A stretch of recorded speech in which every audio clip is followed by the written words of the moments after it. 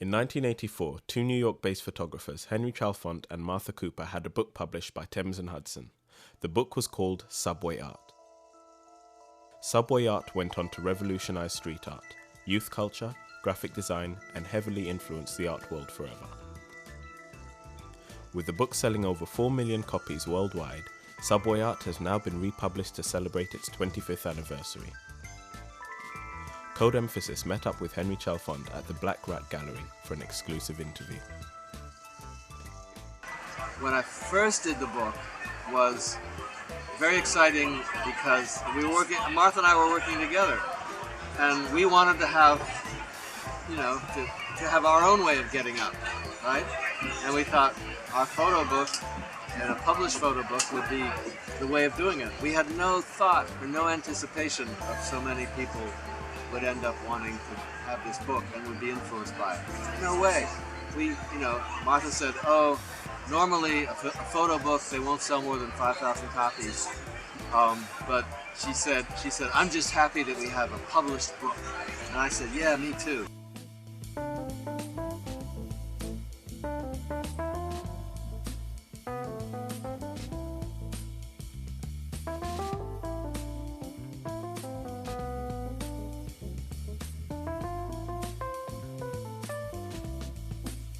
You gotta realize that back at that time, nothing like this had happened.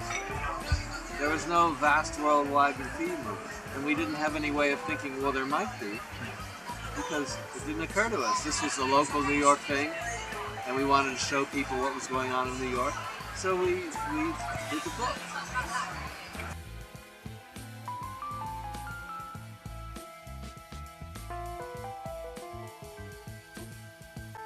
I'll get letters from people around the world saying, I'm a writer, thank you for your book, it inspired me, look at what we're doing here in, Cape Town or in France, and all over the place, in London, of course.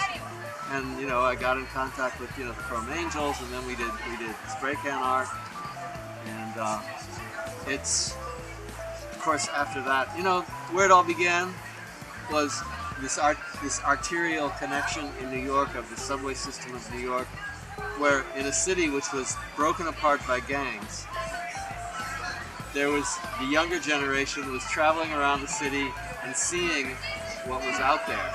And so you had kids from the Bronx seeing some kid from Brooklyn, what he was writing, and there was it was a new community being born. And so that's what's so beautiful. From that, little big city, millions of people a day see your work and stuff like that. This has grown into be a worldwide phenomenon, and it's still got that kind of, we've created a community, it's us kind of aspect to it, which is so beautiful.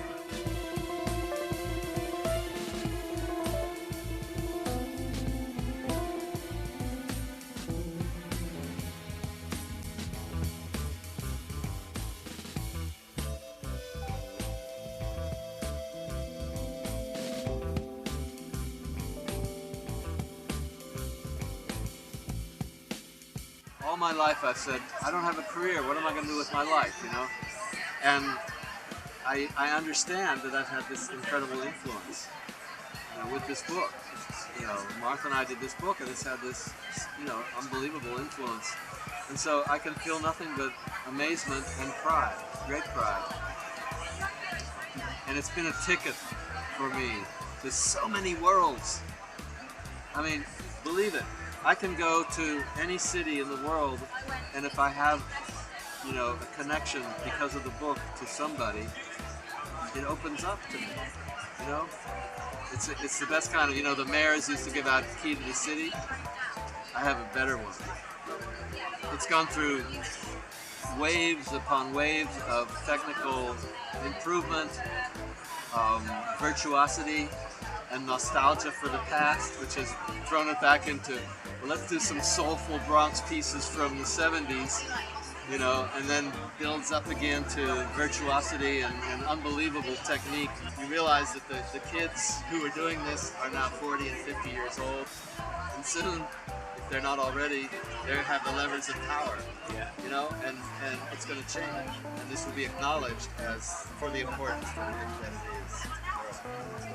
on one occasion, I went to Sutphin Boulevard, which is a layup underneath the streets in Queens, with a bunch of writers, and they said, Henry, we're going to do a Henry piece, and they made an outline for me, and they had me fill in, and it was drippy, it was awful, and I realized that, you know, some of us, you know, could dedicate ourselves to learning to do something, but I was doing something else, and I said, okay, I'm taking pictures, I'm not going to become a great writer, never, so I never tried it again. It's hard.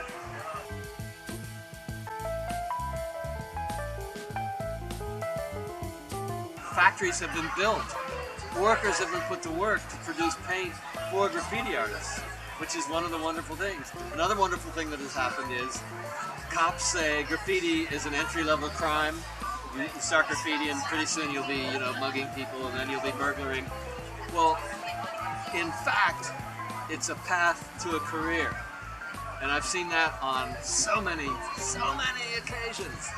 In fact, the majority of people have learned from their love of graffiti how to work with enthusiasm, how to dedicate yourself and diligence, and you know, they've had to learn all these skills in order to do it, and they carry that on into their future life. I documented 77 to 82, which is like the golden age. I acknowledge it, but in a way, and this is a very subversive thing to say, 73 to 75 or 76 may be the part that most excited me, and before I took pictures, because most of the experimentation is going on then. It hadn't yet set into, this is what it is. It was still, let's try this. And some wild and crazy idea would come out on the train, and it was wonderful. It was, you know, not consolidated into a form yet. It was like this wild experimentation, and I loved that period. But listen, I have to go. Thank you. Henry, thank you. Good to see you. Thank you. Okay. See you later, Henry.